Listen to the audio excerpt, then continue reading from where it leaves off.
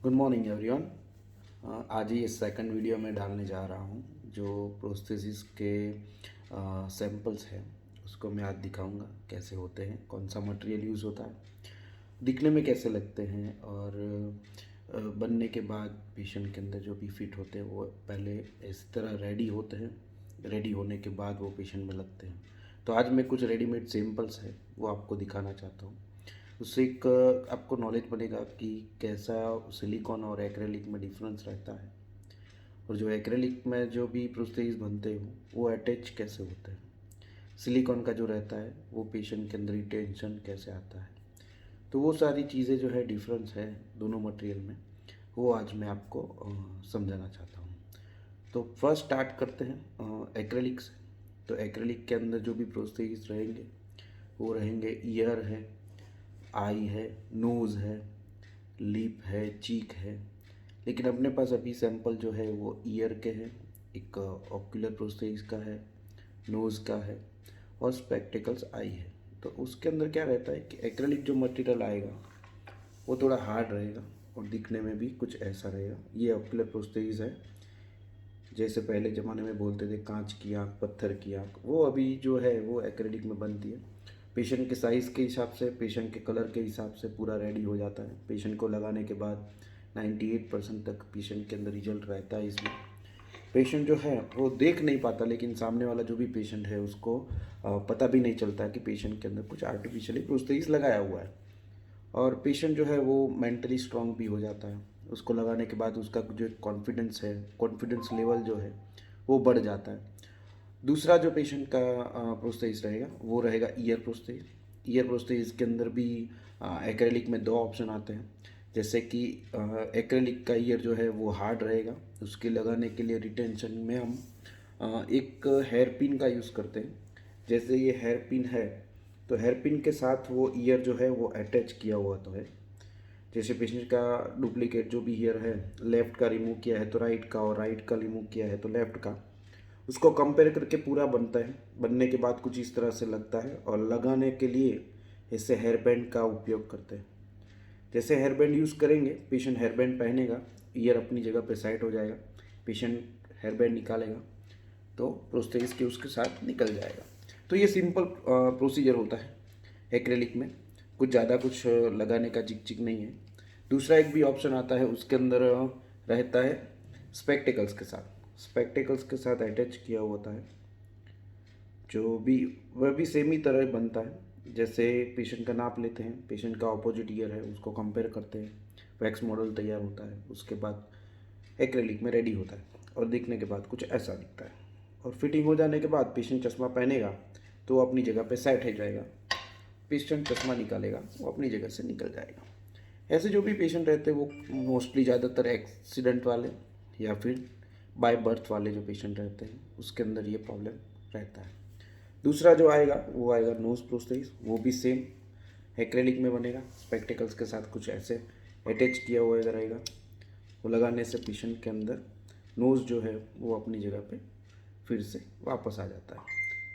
तो वो एक सिंपल सा इसका मेथड है, उसमें कुछ ज़्यादा होता नहीं है, क्योंकि नोज़ है मोस्टली सिंगल पीस में ही आता है, जैसे फेस के ऊपर सिंगल ही रहता है, तो उसको कुछ कंपेयर करने का ज़रूरत होता ही नहीं है।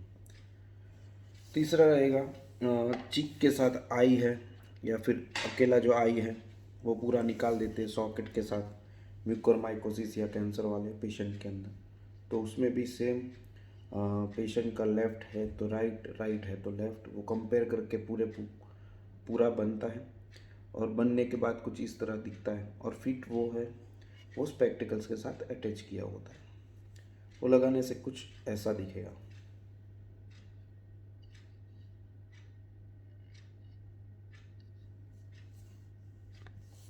हाँ, उसके बाद रहेगा सिलिकॉन प्रोस्थेसिस। जो सिलिकॉन के अंदर जनरली प्रोस्थेसिस आते हैं वो भी सेम ही रहते हैं, जैसे आई है, ईयर है, नोज़ है, लेकिन उसके अंदर जो है वो फिंगर प्रोस्थेसिस और फुट प्रोस्थेसिस या फुट का जो फिंगर है वो ऐड हो जाता है। उसके अंदर क्या रहता है कि जनरली एडेसिव से रिटेन रहता है। एडेसिव से रिटेन यानी कि जो भी प्रोस्थेसिस है उसके ऊपर एडेसिव एडेप्ट करके थोड़ी देर हाथ में रख के फिर उसकी जगह पे लगा देते हैं, तो वो स्टक हो जाएगा। और वो अपनी जगह पे एक बार सेट हो जाता है। तो 48 आवर्स के आसपास वो अपनी जगह पे फिक्स हो जाता है। वो भी अपन सैंपल देखते रहते हैं कैसे सैंपल रहते हैं। जैसे कि ये है जो सिलिकॉन का आई प्रोस्थेसिस बना हुआ है, इसमें भी सेम पेशेंट का लेफ़्ट है तो राइट और राइट लेग तो है लेफ़्ट, वो पूरा कंपेयर करके बनता है और बनने के बाद कुछ इस तरह दिखता है। और पेशेंट को लगाने के लिए इसके अंदर एडेसिव, जो मेडिकल एडेसिव रहता है, वो बॉर्डर पे अप्लाई करने के बाद पेशेंट की स्किन के ऊपर लगाने से वो अपनी जगह पे सेट हो जाता है, फिक्स हो जाता है। वैसे ही रहेगा सेम, सिलिकॉन में रहेगा तो वो सॉफ्ट रहेगा। पेशेंट की जैसे जैसे लेफ़्ट है तो राइट, राइट है तो लेफ़्ट, पेशेंट के हिसाब से ये पूरा बनेगा। पेशेंट के हिसाब से कलर बनेगा। कलर बनने के बाद और रेडी हो जाने के बाद सारे इस तरह से लगते हैं।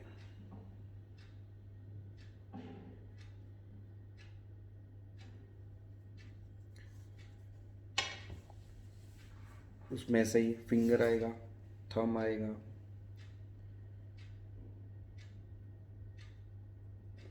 ये जो भी पेशेंट के हिसाब से बनते हैं, पेशेंट के हिसाब से कलर होते हैं। सिलिकॉन में रहेगा तो एकदम नेचुरली सॉफ्ट रहेगा, दिखने में कुछ एकदम नेचुरल, एकदम रियल दिखेगा।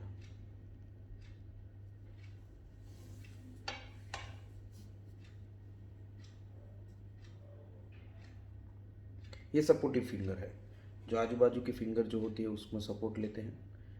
इसके अंदर वो पेशेंट जो है अपनी उंगली के साथ पहनेगा तो बीच वाली जो भी उंगली होगी वो अपनी जगह पे फिक्स हो जाएगी। ये वाले फिंगर में ऐसे रहेगा, ये है कि ये आधा भरा हुआ है आधा खाली है। पेशेंट का जो भी मेजरमेंट लेते हैं उसके ऊपर एक स्लीव बनाते हैं, जो स्लीव है जो वो एकदम फिक्स फिट होती है। जो पेशेंट पहनेगा तो वो अपनी जगह पे सेट हो जाता है। सिंपल है, उसमें कुछ करने की ज़रूरत नहीं होती और नहीं उसमें एडेसिव लगाने की ज़रूरत पड़ती। वैसे भी सेम थंब में भी ऐसा ही है, पेशेंट का आधा थंब था आधा नहीं था तो उसके अंदर आधा बनाया हुआ है और वो जो फिक्स होगा वो स्लीव के साथ फिक्स हो जाएगा। तो ये जो सारे भी प्रोस्थेसिस हैं अभी वो सिलिकॉन वाले थे, तो इसके अंदर फुट का भी अगर फिंगर कभी कट हो जाता है, किसी रीजन पर निकल जाता है, तो उसमें भी सेम ये स्ट्रेचेबल फिंगर बनेगा, जो अंदर से आधा भरा हुआ आधा खाली होगा और पेशेंट के अंदर जो भी मेजरमेंट लिया हुआ है उस हिसाब से वो अपनी जगह पे फिक्स हो जाएगा। तो ये सारे प्रोस्थेसिस है अलग अलग टाइप के, और ये सारे प्रोस्थेसिस के मैंने आज मॉडल आपको दिखा दिए हैं। धीरे धीरे इसका प्रोसीजर भी मैं आपको दिखाते जाऊंगा टर्न बाय टर्न। जैसे कि पहले वैक्स मॉडल आएगा, क्ले मॉडल आएगा, फर्स्ट जो है मेज़रमेंट आएगा, मेज़रमेंट के बाद जो भी प्रोसीजर रहती है वो धीरे धीरे मैं आपको दिखाते जाऊंगा। इसके अंदर आपको एक बेसिक नॉलेज मिलेगा प्रोस्थेसिस कैसे बनते हैं और प्रोस्थेसिस का एक वे कौन सा है जो बनाने का है।